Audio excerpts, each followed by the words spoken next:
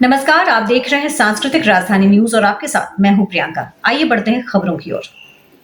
खबर करते हैं धनबाद की, जहां आज प्रतिपक्ष अमर बावरी ने पत्रकारों को बताया कि हेमंत सोरेन 40 घंटे से कहां गायब थे, जबकि झारखंड के लोग सम्मान से जीते हैं, लेकिन उन्होंने झारखंड वासियों का अपमान किया है। अगर उनके साथ कोई अप्रिय घटना घट जाती तो ये जिम्मेदारी किसकी होती? एक छोटे से नोटिस को लेकर लगातार गायब। जवाब, झारखंड के लोगों को ये उम्मीद नहीं थी कि हमारे सीएम हेमंत सोरेन ऐसा काम करेंगे।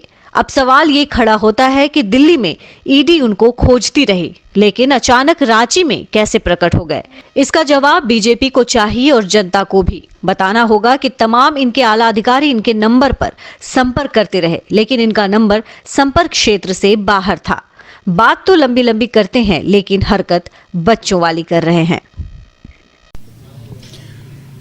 मुझे तो समझ में नहीं आ रहा कि आखिर ये डर के क्यों भाग रहे हैं। जब ईडी पूछ रहा है तो जवाब तो देना ही चाहिए, देना ही होगा इनको, कोई भी हो।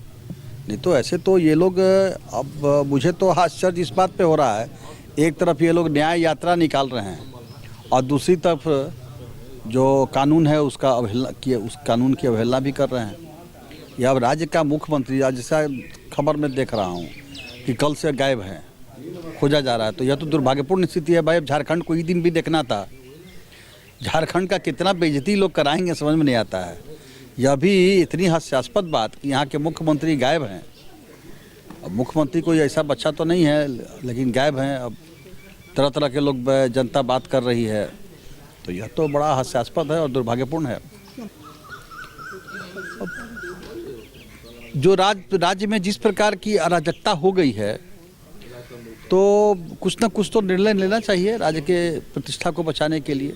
बिल्कुल, महामहिम राज्यपाल हैं, उनसे हम लोग तो मांग करेंगे, आपके माध्यम से मांग करते हैं कि सिचुएशन, यह तो बहुत बुरी स्थिति है। अब मुख्यमंत्री गायब है, राज्य बिना हेड, बगैर सर के है। कल से जो खबरें आ रही हैं कि राज्य के मुख्यमंत्री गायब हैं, खोजा जा रहा है, तो इससे बड़ा और दुर्भाग्यपूर्ण और हास्यास्पद स्थिति क्या होगी? इसलिए इसमें महामहिम को अविलंब निर्णय लेना चाहिए। पिछले 40 घंटे 48 घंटे से माननीय मुख्यमंत्री जी, जो राज्य के मुख्यमंत्री हैं, वो अचानक से अल्लाह दिन के चिराग जैसे गायब हो गए।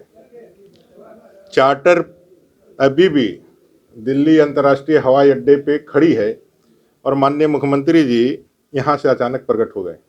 तो ये अवतार जो हुआ है उनका 48 घंटे के बाद, ये 48 घंटे के अवतार का पीरियड जानना चाहती है जनता, जानना चाहती है कि झारखंड में ऐसी क्या परिस्थिति पैदा हो गई थी कि आप अपने सुरक्षाकर्मी, यहाँ के सीएस, यहाँ के डीजीपी, माने नेटवर्क क्षेत्र से बाहर आप कैसे हो गए, कहाँ चले गए थे?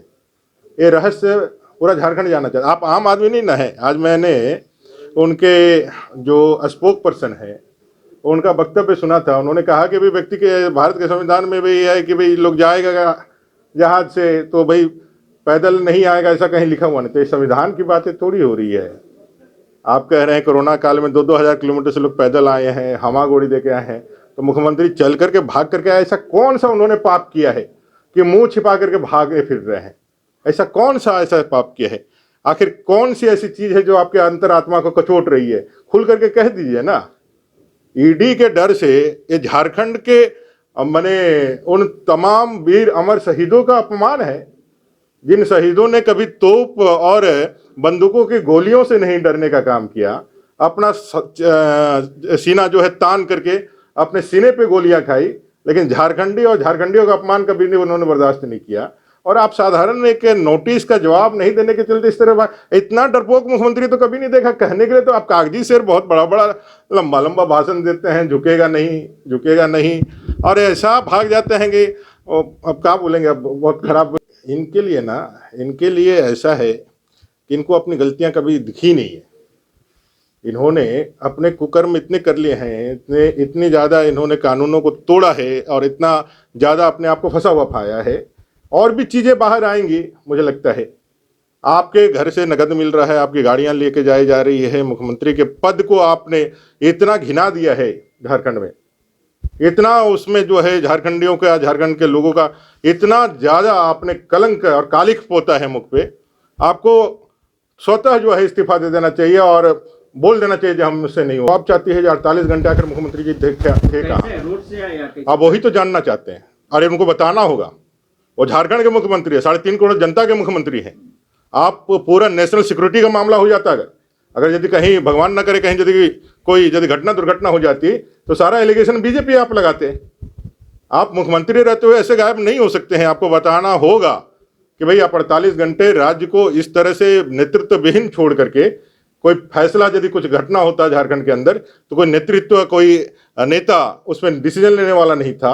आपके ना सुरक्षा एजेंसियां, ना डीजीपी, ना सिविल चीफ सेक्रेटरी, कोई आपको खोज नहीं पा रहा था। इससे ज्यादा दुर्भाग्यजनक और क्या हो सकता है? ये सरकार की विदाई तय है। मैं इतना ही कहना चाहता हूं, ये सरकार की विदाई तय है और विदाई होगी। ये जितने भी कागजी शेर बन जाए, कितना भी षड्यंत्र, कितना भी प्रपंच रच ले, 2024 में इनकी विदाई तय है। भाजपा जवाब मांग रही है। सीजीएल जेएसएससी में जिस तरह से आपने युवाओं के भविष्य के साथ खिलवाड़ किया है, हम लोगों ने बार बार कहा है कि आप जितनी भी नौकरियां हैं वो नौकरियों में आप पारदर्शिता नहीं रख रहे हैं, आप ईमानदारी नहीं रख रहे हैं, युवाओं के साथ आप ठगी कर रहे हैं। आपने युवाओं को सब्ज बाग दिखा करके नौकरियों का प्रलोभन दे करके आया, लेकिन आज फ्री एंड फेयर जो है एग्जामिनेशन नहीं ले रहे हैं। और लैब टेक्नीशियन के जो एग्जाम थे उसमें भी हम लोगों ने कहा था कि जो पेपर लीक हुआ है उस पर भी एक मामला बना था, लेकिन उसकी कोई जांच आगे नहीं बढ़ी। और इसमें भी मैं आपको यहाँ पर पूरी गंभीरता के साथ कहना चाहता हूँ, राज्य सरकार के हेमंत सोरेन के 3 मंत्रियों ने पैसा लिया है और पैसा लेकर के पूरे एजेंसी के साथ मिलकर के ये पूरा षड्यंत्र करके उन्होंने एक पेपर को बेचने का काम किया है।